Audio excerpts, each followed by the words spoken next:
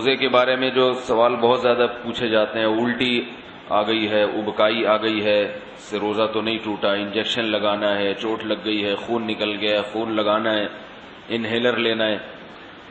تو الٹی آنے سے روزہ نہیں ٹوٹتا. الٹی آنے سے روزہ اس وقت ٹوٹے گا جب دو شرطیں پائی جائیں گی. ایک یہ کہ الٹی منہ بھر کر ہو بہت زیادہ، اور منہ بھر کر الٹی ہوئی اور آپ نے اس کو نگل لیا تو نگلنے سے روزہ ٹوٹ جائے گا. دوسری شرط یہ ہے کہ الٹی منہ بھر کر ہو، خود سے نہ ہو بلکہ آپ نے جان بوجھ کر کی ہو. منہ بھر کر اچھی طرح سے. منہ بھرنے کا مطلب یہ ہوتا ہے کہ اتنی زیادہ ہو کہ آپ اگر روکنا چاہیں تو وہ روک نہ سکیں.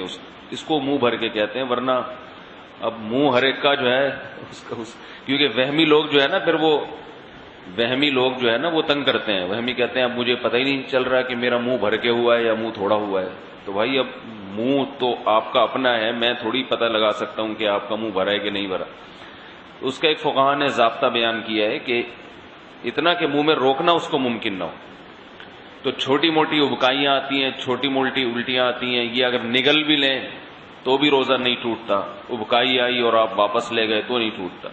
تو منہ بھر کر ہو اور آپ اس کو نگل لیں، یا نگلیں تو نہیں لیکن وہ منہ بھر کے خود سے نہیں ہوئی بلکہ آپ نے حلق میں انگلی ڈال کے قے کی ہے. تو عام طور پر ایسا کوئی کرتا نہیں ہے روزے میں، اس لیے اس کو اتنا بیان کرنے کی ضرورت بھی پیش نہیں آتی.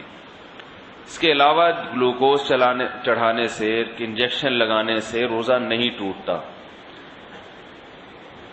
روزہ ٹوٹتا ہے کھانے پینے کے، ناک کے راستے یا منہ کے راستے کوئی چیز پیٹ کے اندر جائے، یا مقعد کے راستے کوئی چیز پیٹ کے اندر جائے. آنکھ میں دوا ڈالنے سے روزہ نہیں ٹوٹتا، خوشبو لگانے سے روزہ نہیں ٹوٹتا، خوشبو سونگھنے سے روزہ نہیں ٹوٹتا ہے. کان میں دوا ڈالنے سے روزہ ٹوٹتا ہے یا نہیں، اس میں علماء کا اختلاف ہے. پہلے جو ہمارے فقہاء ہیں انہوں نے لکھا ہے کہ کان میں دوا ڈالنے سے روزہ ٹوٹ جاتا ہے. اس کی وجہ یہ ہے کہ ان کا یہ خیال تھا کہ کان جو ہے نا یہ دماغ تک اس کا کوئی لنک ہے. ہم جب کوئی چیز کان میں ڈالتے ہیں تو دماغ میں پہنچتی ہے وہ. لیکن بعد میں جو ڈاکٹروں کی تحقیق ہے وہ یہ کہ کان میں کچھ بھی ڈال دیں وہ دماغ تک نہیں پہنچتی، نہ پیٹ میں جائے گی وہ، نہ دماغ میں جائے گی. تو اس تحقیق کی وجہ سے علماء کی رائے بھی تبدیل ہوئی.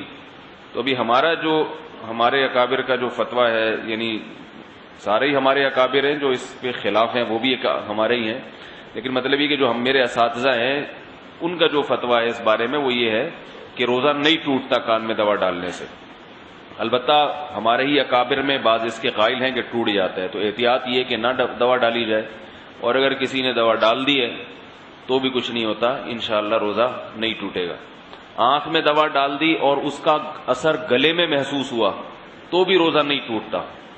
سمجھ رہے بات کو؟ تو سر میں تیل لگانے سے روزہ نہیں ٹوٹتا.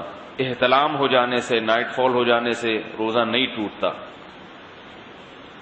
زوجہ کے قریب کوئی شادی شدہ آدمی گیا اور ڈسچارج ہو گیا تو روزہ ٹوٹے گا، ڈسچارج نہیں ہوا تو اس سے بھی روزہ نہیں ٹوٹتا.